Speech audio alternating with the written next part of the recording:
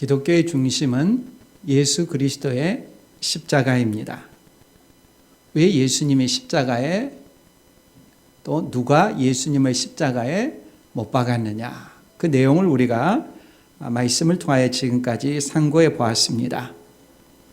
먼저 예수님을 십자가에 못 박은 사람은 당연히 못질을 한 로마 군병들입니다. 로마 군병들이 왜 예수님을 십자가에 못 박았습니까? 총독 빌라도가 그렇게 명령을 내렸기 때문이죠. 총독 빌라도는 왜 예수님을 십자가에 못 박았습니까? 사람들이, 군중들이 예수님을 십자가에 못 박으라고 소요를 일으켜서 그 소요를 가라앉히기 위해서 그들의 요구를 들어주었죠. 누가 본디오 빌라도에게 예수님을 십자가에 못 박도록 압력을 가했느냐? 군중들이라고 그랬습니다. 그럼 누가 또 유대 군중들을 십자가에 예수님을 못 박으라고 소리치도록 충동질했습니까? 대제사장들을 포함한 사내들인 회원들이었습니다.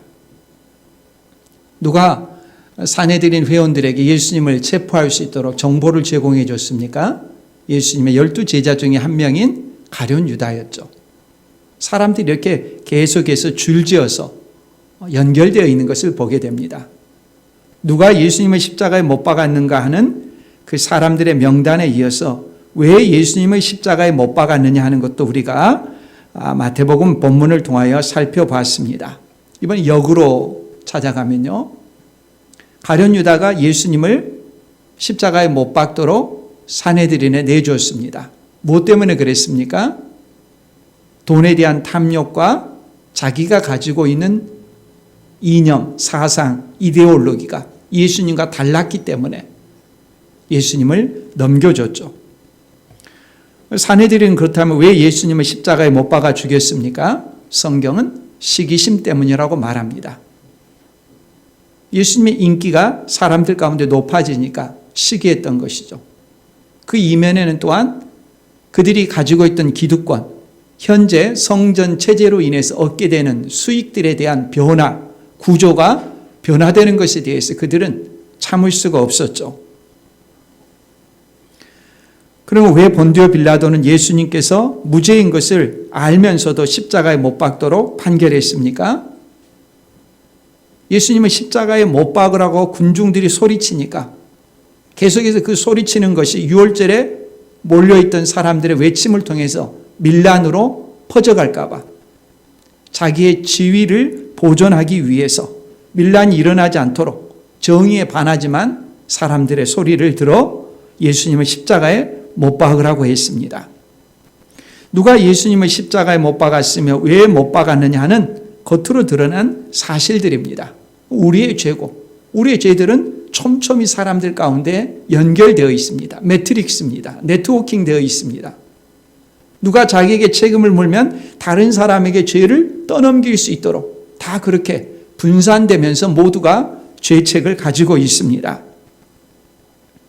그리고 십자가의 중요한 의미가 무엇인가 하는 것도 우리가 살펴보았습니다. 십자가의 의미는 한마디로 하면 대속의 죽음이라고 했습니다. 내가 죄의 형벌을 받아야 될 자리에 예수님께서 대신해서 십자가에서 하나님으로부터 진노의 형벌을 받으셨다라고 우리가 살펴보았습니다. 예수님과 함께 다른 많은 사람들도 십자가에 달려 죽었지만 예수님의 죽음의 독특성은 대속이라는 데 있습니다. 여기서 우리는 중대한 의문이 들 것입니다. 예수님께서 십자가에 달려 죽으셨는데 그 죽음이 어떻게 내 죄의 형벌을 대신하는 죽음이 된다는 말인가? 자기 죄는 자기가 감당해야 되는 것이지 자기가 잘못한 것에 대해서 어떻게 다른 분이 대신할 수 있단 말인가? 아마 이런 의문이 들 것입니다. 우리는 이런 부분에 대해서 이미 로마서 5장 12절부터 21절까지의 말씀을 통해서 상고한 적이 있습니다. 대표의 원리라고 그랬죠. 하나님께서는 첫사람 아담을 인류의 대표로 세우셨고 아담이 죄를 범함으로 아담의 죄는 모든 사람이 다 죄를 범한 것이었습니다. 이 대표성이죠. 아담이 우리보다 못한 사람으로 대표가 된 것이 아니라 온 인류를 직렬로 연결해도 아담을 능가할 수 없는 죄를 경험한 적이 없고 실력이 있고 지적이고 탁월한 존재로서 성인으로 창조된 아담의 범죄였다고 그랬습니다. 아담이 범죄했다는 것은 이후에 어떤 사람이 나오더라도 아담처럼 그를 능가할 수 있는 삶을 살 수 없습니다. 인류의 대표로서 아담의 범죄가 모든 인류에게 죄의 형벌로서 죄인으로 태어나게 만들었습니다. 하나님께서 어떤 방식을 대응하셨습니까? 둘째 아담을 보내주셨습니다. 둘째 아담이자 마지막 아담이신 예수 그리스도께서 또 다른 인류의 대표로서 우리 죄를 대신해서 십자가에 달려 죽으심으로 예수 그리스도를 믿는 사람은 예수님 안에 내포되어서 신분이 변화된다고 했습니다. 하나님 나라의 백성이 된다라고 말씀했습니다. 이 대표의 원리라 그랬죠. 그러면 우리가 다시 또 질문하게 됩니다. 둘째 아담이신 예수 그리스도가 어떤 자격으로 다른 사람의 죄를 대신하고 대표해서 죽고 우리 죄값을 치르렀단 말인가? 이런 질문을 하게 되겠죠. 이 질문의 답에 대해서 오늘 우리가 말씀을 하나하나 살펴보면서 예수님은 도대체 어떤 자격으로 누구이시기에 우리의 죄값을 대신할 수 있단 말인가 하는 것을 상고하려고 합니다. 골고다 처형장에서 예수님께서 십자가 처형을 받으실 때 무슨 죄 때문에 십자가 처형을 받는지 죄패가 그 죄목이 십자가 상단에 있었다고 합니다. 37절 그 머리 위에 이는 유대인의 왕 예수라 쓴 죄패를 붙였더라. 사형 죄목이 유대인의 왕이라는 것입니다. 왜 이것이 사형에 해당하는 죄목이 됩니까? 세상 나라의 본질이 그렇죠. 세상에 왕이 있는데 다른 누군가가 왕이라고 주장한다면 그것은 반역죄에 해당합니다. 왕정시대 가장 큰 죄목은 반역죄죠. 세상은 이인자조차도 허용하지 않으려고 합니다. 권력은 누수되는 순간 끝나는 것이죠. 권력은 자기 자신을 지키는데 가장 큰 방점을 둡니다. 전혀 근거 없이 그런 죄목을 붙이지 않았을 텐데 왜 유대인의 왕이라는 죄목이 붙었습니까? 예수님께서 공생의 기간 동안에 한 번이라도 유대인의 왕이라는 주장을 하신 적이 있습니까? 결코 없습니다. 없는데 왜 이런 말을 붙입니까? 예수님께서 공생애를 시작하시면서 마치는 순간까지 일관되게 선포하신 핵심된 내용이 있습니다. 그 내용은 회개하라, 하나님 나라, 천국이 가까이 왔느니라. 하나님 나라, 하늘 나라 할 때 이 나라라고 하는 말만 뚝 떼가지고 새로운 나라를 주장했다. 새로운 나라를 세우자고 했다. 건설하고자 했다. 이렇게 교묘하게 왜곡해서 몰아붙인 것이죠. 예수님께서 세우고자 하는 선포하는 나라는 이 지상 나라의 형식이 아니지 않습니까? 그렇게 몰아가는 것이죠. 예수님을 이처럼 반역죄로 정치범으로 몰아 십자가에 못 박혀 죽게 한 것은 종교 지도자들의 계략이었죠. 무슨 계략입니까? 이 정치범으로 몰아서 정치범 반역죄로 처형하는 방식은 십자가형이었기 때문에 일부러 그렇게 십자가형에 처단되도록 몰아간 것이었죠. 그래서 유대 종교 지도자들이 성경에 능통해서 구약의 신명기법을 끌어들이려는 것이죠. 지난 주간에도 우리가 살펴봤지만 신명기 21장 22, 23절에는 이렇게 말씀합니다.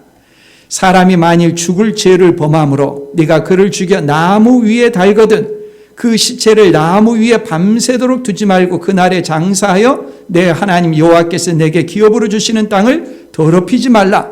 나무에 달린 자는 하나님께 저주를 받았음이니라. 이 말씀을 적용하려는 것이죠. 나무에 달려 죽은 자, 십자가에 달려 죽은 자는 하나님께 저주를 받았다는 이 말씀을 적용하려는 것이죠. 예수님이 십자가에 달려 죽으심으로 나무에 달려 죽는 죽음이 되면 하나님의 저주를 받은 죽음이라고 모든 사람이 다 율법을 통해서 깨닫고 압니다. 그럼 그때까지 인기가 많고 예수님을 따르는 12제자를 포함해서 많은 무리들이 예수님을 따라다니는데 그 인기가 하루아침에 사라지겠죠. 하나님의 저주를 받은 죽음을 죽었대. 끝나는 거죠. 그들의 고도의 계산이 깔려있는 방식이었죠. 예수님을 정치본으로 몰아서 하나님 나라를 선포하신 예수님께 나라를 뚝 떼어가지고 무슨 지상 나라를 세우려고 했다. 몰아가서 십자가 처형을 했던 것이죠. 십자가 처형의 방식도 그들의 계략이 드러납니다.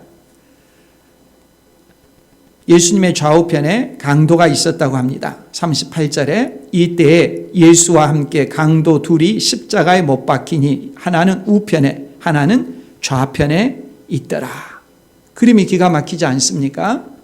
우리가 방송을 통해서도 보면은 방송국 카메라 기자가 이 카메라 앵글을 어떻게 잡느냐에 따라서 사람들이 많이 모여 있는 것처럼 보이게 할 수도 있고, 카메라 앵글을 또 어떻게 각도를 잡느냐에 따라서 사람들이 막 그냥 아무런 개념 없는 사람들이 먹고 놀며 생각 없이 모여 있는 것처럼 그런 방식으로 엉터리 집회로 만들 수도 있습니다. 신문의 헤드라인을 어떻게 편집자가 뽑느냐에 따라서 원래 의도가 전혀 왜곡되게 전달되게 만들 수도 있습니다. 예수님 좌우편에 강도들을 각각 배치함을 통해서 예수님을 어떤 방식으로 해석하게 할 것인가, 지나가는 사람들 통해서 예수님의 죽음이 어떤 식으로 받아지는지가 본문을 통해서 기록되고 있습니다. 예수님의 제목이 유대인의 왕이라고 십자가 위에 박혀 있는 것은 아이러니한 일입니다. 예수님께서 유대인의 왕이 아니라고, 유대인의 왕인데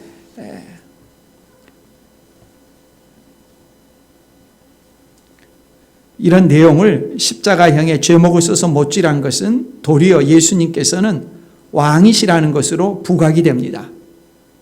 코끼리는 생각하지 마라고 말하는 순간 코끼리를 생각할 수밖에 없듯이 예수님이 유대인의 왕이라고 이렇게 짜놓은 프레임은 오히려 예수님이 어떤 분이신가 하는 것을 생각하게 만듭니다. 이 세상 지혜의 한계죠.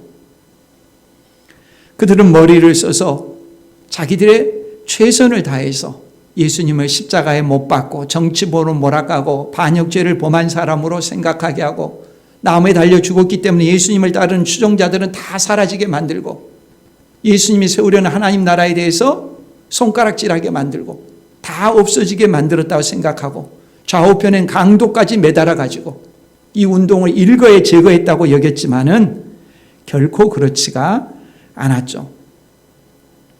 예수님을 이런 방식으로 처형하고 좌우편의 강도들을 들었을 때 사람들이 받았던 인상이 그들의 말 속에 나타납니다.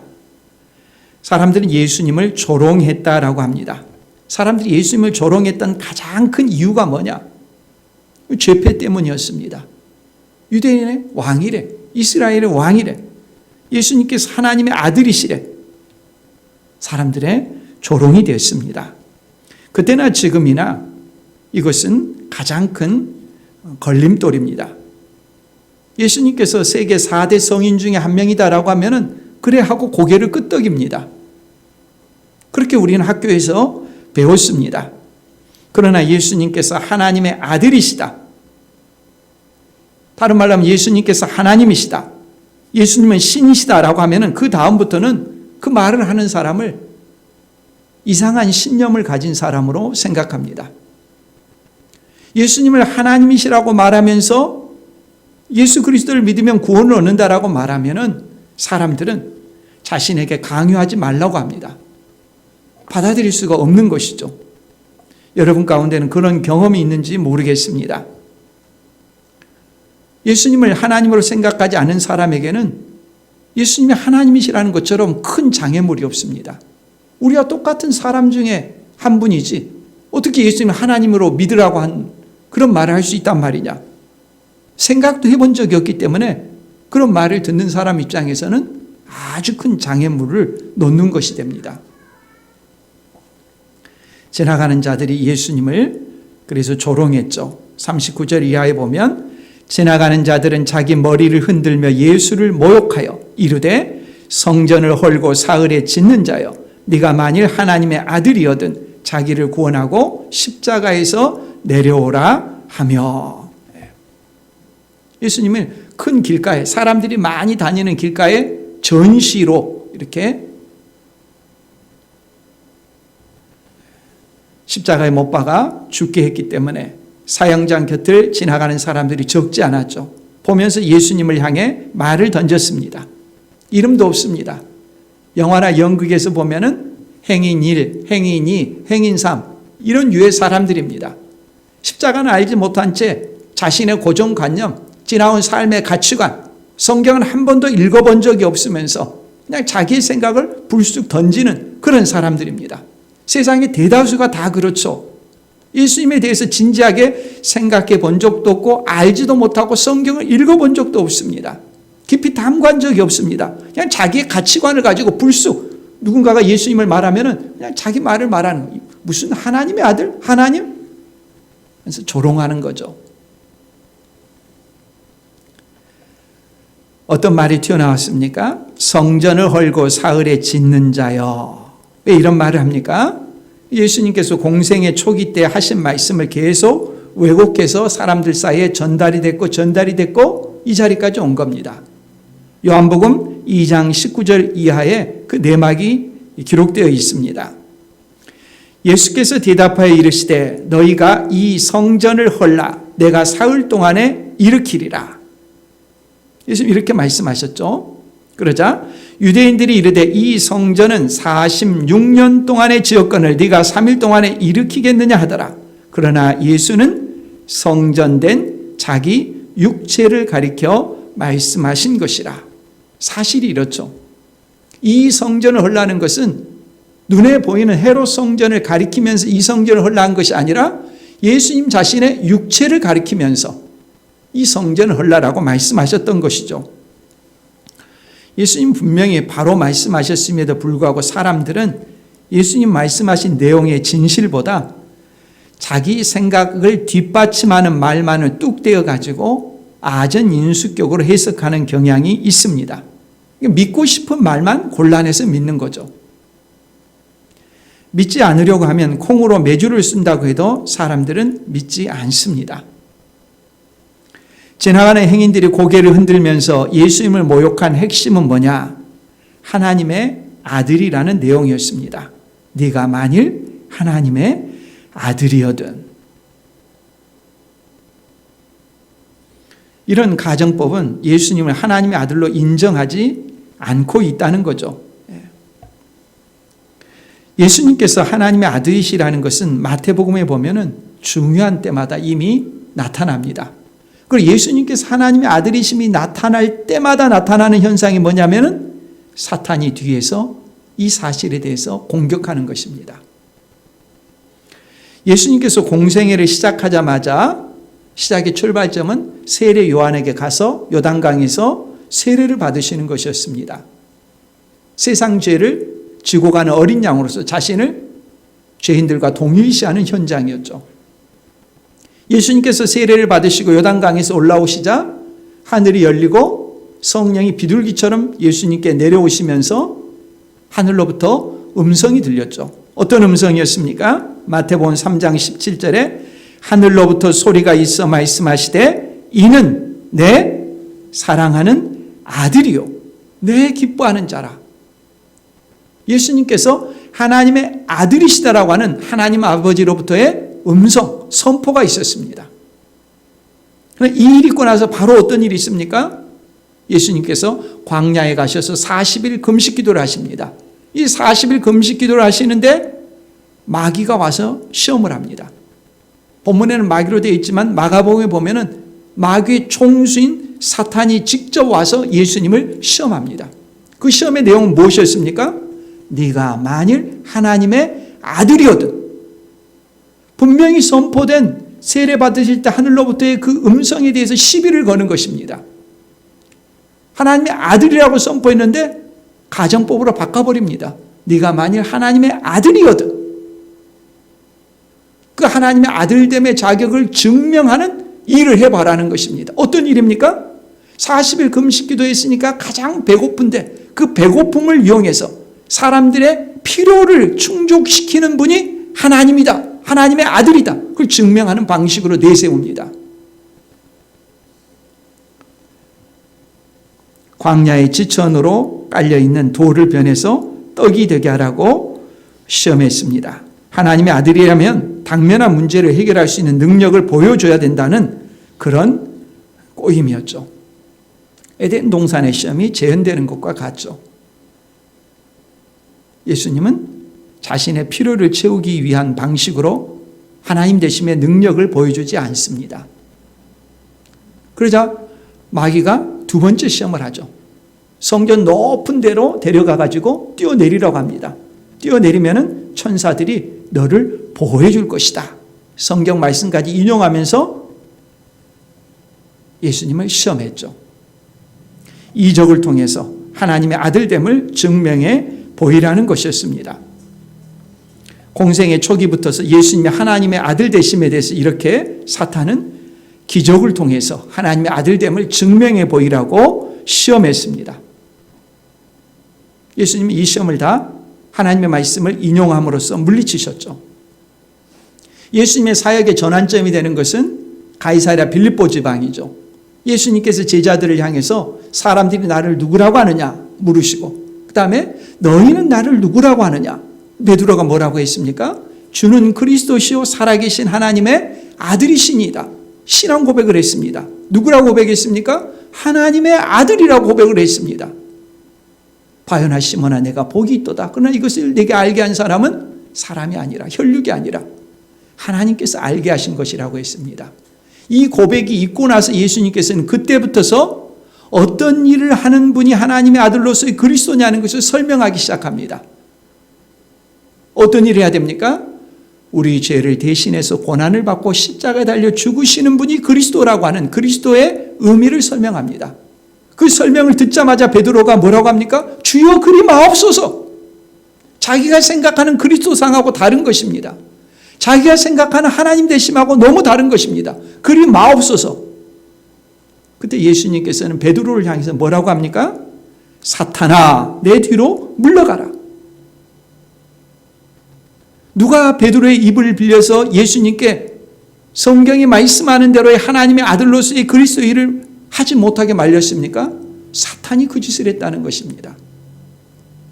세례 때도 그랬고 베드로의 신앙 고백 때도 그랬고 그랬던 사탄이 이번에 다시 십자가 달려 죽을 때 지나가는 행인의 입을 빌려서 사탄이 말을 하는 것입니다. 네가 만일 하나님의 아들이어든 십자가에서 내려오라. 마귀가 얼마나 끈질긴 존재인가 하는 것을 알 수가 있습니다. 마귀의 논리가 무엇입니까? 하나님의 아들이라면 그에 상응하는 놀라운 기적을 보여야 된다는 것입니다.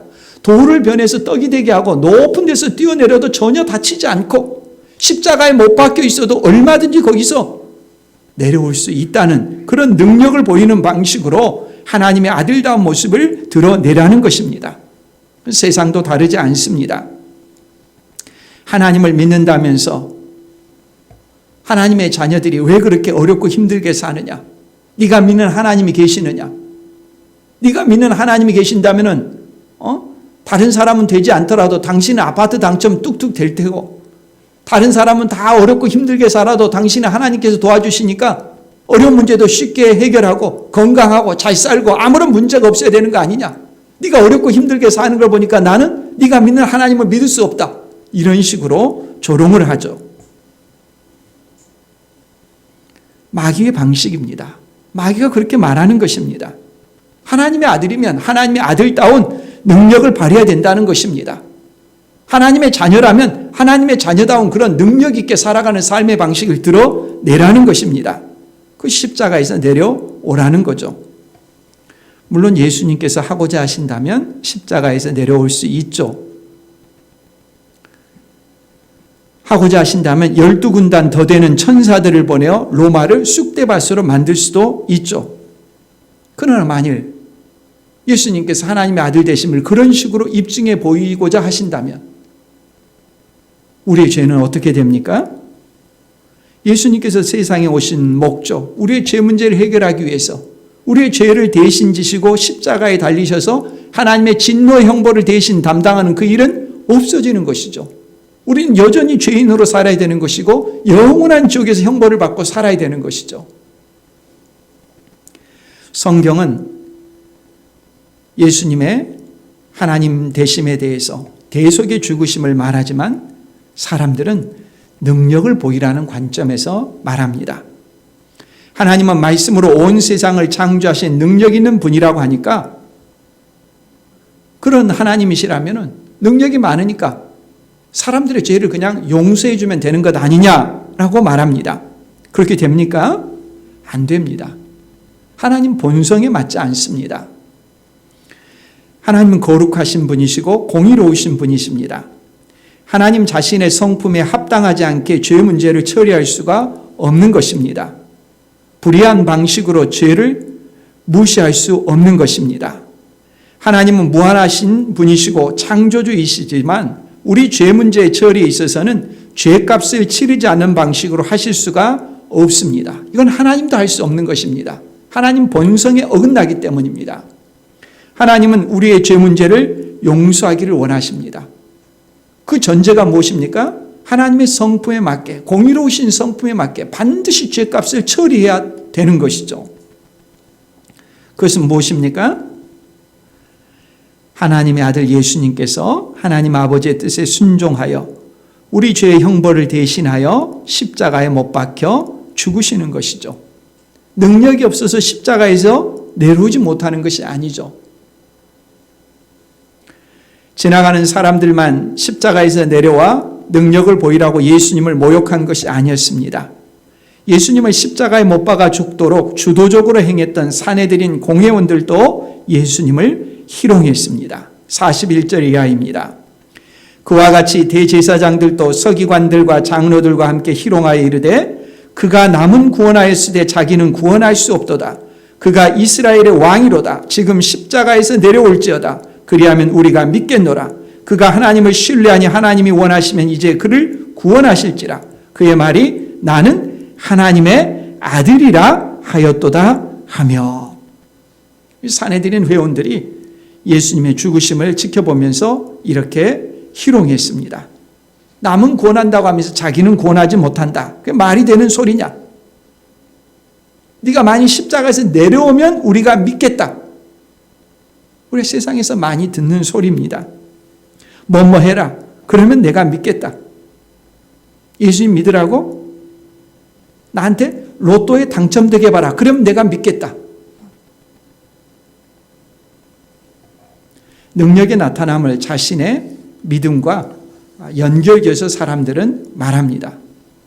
참다운 능력이 무엇입니까? 자기가 당면한 어떤 현실적인 문제를 해결하는 것이 진정한 능력입니까? 진정한 능력은 어디서 나타납니까? 아무도 해결할 수 없는 내 죄값을 해결해 주는 것, 이것이 궁극적인 능력입니다.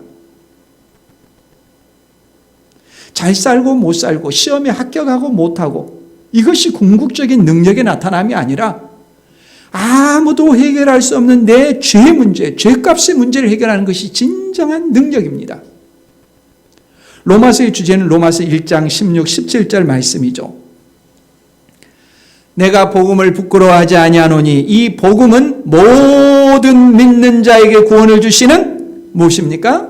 하나님의 능력이 됨이라. 먼저는 유대인에게요 그리고 헬라인에게로다. 복음에는 하나님의 의가 나타나서 믿음으로 믿음에 이르게 하나니 기록된 바 오직 의인은 믿음으로 말미암아 살리라 함과 같으니라. 오늘은 종교개혁 주일입니다. 종교개혁을 일으켰던 모토가 되는 말씀이 바로 이 로마서 1장 16, 17절 말씀입니다. 어디에 의가 나타납니까? 어디에 우리의 구원이 있습니까? 복음에 있죠. 복음이 하나님의 능력입니다. 무엇이 복음입니까? 내가 무슨 선한 일을 해야지 구원을 얻을 수 있다는 것이 아닙니다. 내가 아무리 위대한 일을 했다고 해서 그것이 내 죄 문제를 해결해 줄 수 있는 것이 아닙니다. 무엇이 복음입니까? 십자가가 복음입니다. 예수님께서 내 죄의 형벌을 대신해서 십자가 달려 죽으셨다. 예수 그리스도를 믿으면 내가 의롭다함을 받는다. 이것이 복음입니다.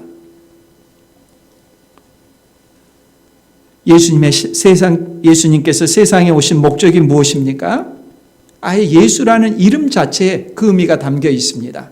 마태복음 1장 21절에 아들을 낳으리니 이름을 예수라라. 이는 그가 자기 백성을 그들의 죄에서 구원할 자이심이라 하니라.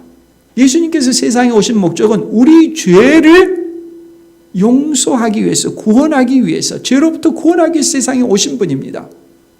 죄로부터 구원하기 위해서 세상에 오신 예수님, 십자가에서 자기의 능력을 발휘하는 하나님의 아들 되심을 드러내기 위해서 내려와야 됩니까? 그렇게 해서는 할 수가 없는 것입니다. 진정한 능력은 무엇입니까? 사람의 죄 문제를 해결해야 됩니다. 죄 문제를 해결하는 길은 오직 죄 없으신 예수님께서 십자가에 달려 죽는 것밖에 없습니다. 사람들이 그렇게 조롱해도 그 조롱을 감내하시고 십자가에서 여전히 못 박혀 계시는 것이죠. 그러면 자기 백성을 죄에서 구원하러 오신 예수님께서 하나님의 아들 되신다는 것은 어떤 의미가 있습니까? 구원자의 자격의 문제죠. 왜 꼭 하나님의 아들이어야만 하는가? 하나님의 아들이라는 칭호의 의미는 하나님이라고 하는 의미죠. 여러 번 말씀드렸지만 사람이 자식을 낳으면 그 자식은 뭡니까? 역시 사람이죠. 사람의 아들은 사람입니다. 종은 종을 낳습니다. 그 은유를 빗대어서 하나님의 아들이라고 말하는 것입니다. 성부 하나님과 다른 위격이지만 여전히 하나님이신 분, 그 표현을 하나님의 아들이라고 표현하는 것입니다. 성부 하나님과 위격은 다르지만 하나님이신 분을 일컬어서 하나님의 아들이다라고 표현한 것입니다. 그러므로 하나님의 아들은 여전히 하나님이신 것이죠. 하나님이 사람이 되신 것입니다. 우리와 똑같은 몸을 가지셨습니다. 그러므로 예수님은 한 인격 안에 모든 사람과 달리 인성뿐만 아니라 신성을 가지고 계신 분이십니다. 인격의 독특성, 이것이 중보자의 유일한 자격입니다. 왜 예수님은 중보자로서 하나님의 아들 되심, 즉 신성을 지닌 분이어야만 했는가? 웨스트민스터 대요리문답 38문에 이렇게 말합니다. 8가지를 말합니다. 첫째, 하나님의 무한한 진노와 사망 권세 아래로 빠지지 않도록 자신의 인성을 지키고 유지하기 위해. 둘째, 자신의 고난과 순종과 간구가 가치 있고 효과 있게 하시기 위해. 셋째, 하나님의 공의를 만족시키시기 위해. 넷째, 하나님의 은혜를 얻으시기 위해. 다섯째, 자기 백성을 값주고 사시기 위해. 여섯째, 자기 백성에게 자신의 성령을 주시기 위해. 일곱째, 자기 백성의 모든 적을 정복하시기 위해. 여덟째, 자기 백성을 영원히 구원하시기 위해서. 성경에 나와 있는 성경 구절들이 각각 8가지 내용마다 다 근거가 있습니다. 사람만으로는 아무리 위대한 업적을 남겼다 하더라도 중보자가 될 수 없습니다. 왜냐하면 모든 사람은 다 죄인이기 때문입니다. 자기 죄도 해결하지 못하면서 다른 사람을 죄로부터 구원할 수가 없는 것이죠. 설사 어떤 사람이 전혀 죄가 없는 사람이라고 하더라도 그 사람이 다른 사람을 구원할 수 있느냐? 쉽지 않습니다. 아담을 생각해 보면 됩니다. 죄가 없지만 살아가는 삶의 과정에서 언젠가 필연적으로 죄의 유혹에 빠져서 죄를 짓게 될 것입니다. 그런 죄의 유혹으로부터서 죄를 짓게 될 여러 가능성과 시험으로부터 막아주시는 그런 역할을 하시는 분이 누구이십니까? 예수 그리스도의 인격 속에 있는 이 인성과 함께 하신 신성께서 지키시고 돌보시는 것입니다. 또한 사람이 순전한 인성을 지닌 존재로서 아무런 죄가 없이 그 사람이 십자가 달려 죽었다 하더라도 그 사람이 대속해 줄 수 있는 사람이 있다고 한다면 1대1의 등가성에 올리기 위해서 한 사람만을 위한 것이지 무한한 사람을 그 안에 포함할 수가 없는 것입니다. 그러나 예수님은 인성과 신성이 함께 하십니다. 이 신성은 무한한 것입니다. 그 대표성과 자격에 있어서 예수 그리스도를 믿는 모든 사람을 다 내포하고 연합해서 십자가에 달려 죽는다 하더라도 그 인성이 신성과 함께하기 때문에 그 모든 것을 다 내포할 수 있는 자격이 주어지는 것이죠. 또한 단순히 죄 없는 한 사람의 인성의 죽음이라고 하는 것은 하나님의 진노를 감당할 수가 없습니다. 이 죄값이라고 하는 것은 하나님의 진노이기 때문에 그것이 영원한 지옥의 형벌이기 때문에 한 사람이 그 하나님의 진노의 저주를 감당하지 못합니다. 예수님은 그 인성과 더불어 신성이 있기 때문에 하나님의 무한한 진노를 감당할 수 있는 것입니다. 인성 안에 신성이, 인성과 신성이 함께 있어야만 하는 이유인 것이죠. 또한 예수님께서 십자가에 달려 죽으심으로 그 십자가에 달려 죽으심을 믿는 모든 사람에게 전가해 주신, 의를 전가해 주신 능력은 단순한 한 사람의 인성으로는 불가능한 것입니다. 전달 방법도 불가하고 전달해 줄 수 있는 능력도 없습니다. 그러나 예수님은 신성과 인성이 함께하기 때문에 그 인성이 하신 일을 신성께서 베풀어 줄 수 있는 것입니다. 이 중보자의 자격인 것이죠. 예수님은 누구이신가? 다른 말로 하면 우리 죄를 용서해 주시는 중보자의 자격은 누구인가 하는 것입니다. 예수님은 우리와 같은 모습으로 오신 죄 없는 인성을 지닌 분일 뿐만 아니라 하나님의 아들, 신성을 지니신 분이라는 걸 성경은 계속해서 선포하고 있습니다. 마태복음에도 보면 예수님께서 세례를 받으실 때 마태복음 3장 17절에서 이는 내 사랑하는 아들이라고 하늘에서 음성이 들렸습니다. 또 변화산에서 마태복음 17장 5절에 보면 말할 때 호련히 빛난 구름이 그들을 덮으며 구름 속에서 소리가 나서 이르되 이는 내 사랑하는 아들이요 내 기뻐하는 자니 너희는 그의 말을 들으라 하는지라. 그리고 이제 십자가에 달려 죽으십니다. 십자가에 달려 죽으시는 예수님을 향해 사람들이 조롱했습니다. 그러나 십자가에 달려 죽으시는 그 순간 일어난 일들을 보면서 그 예수님의 십자가 처형을 총지휘했던 로마의 백부장이 뭐라고 평가합니까? 다음 주 본문인데요. 마태복음 27장 54절에 보면 백부장과 및 함께 예수를 지키던 자들이 지진과 그 일어난 일들을 보고 심히 두려워 이르되 이는 진실로 하나님의 아들이었도다 하더라. 결정적인 장면마다 예수님이 누구신가 그 신분에 대한 드러남이 있죠. 예수님은 하나님의 아들이십니다. 예수님께서 하나님의 아들이 아니었다면 중보자의 자격이 없습니다. 중보자의 자격이 없으면 죄인들을 대신해서 죽는 의미도 없습니다.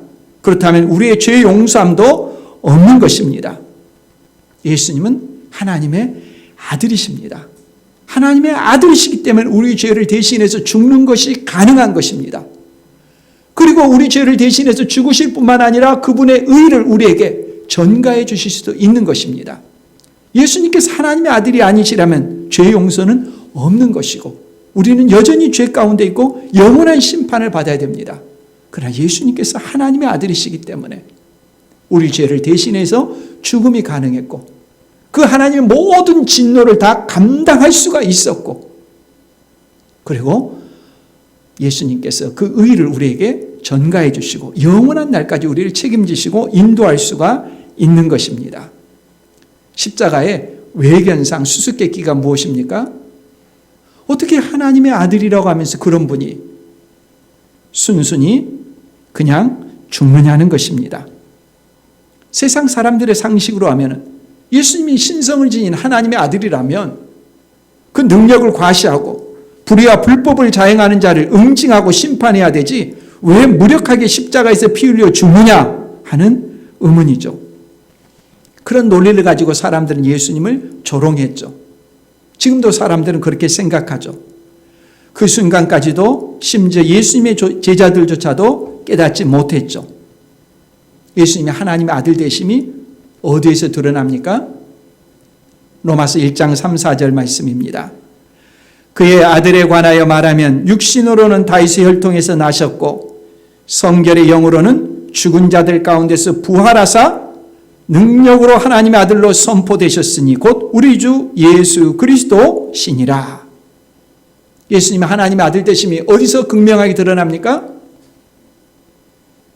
십자가 달려 죽으신 예수님을 성부 하나님께서 죽음으로부터 다시 살리셨습니다. 죽음은 무엇입니까? 죄의 싹은 사망입니다. 죄값을 치른 자는 누구나 다 죽어야 됩니다. 죄값을 다 치렀다는 증거는 무엇입니까? 죽음의 문제가 해결되었다는 것입니다.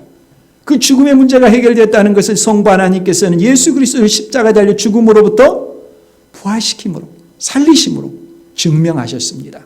예수님은 하나님의 아들이십니다. 하나님의 아들은 사망에 매여 있을 수가 없는 것입니다.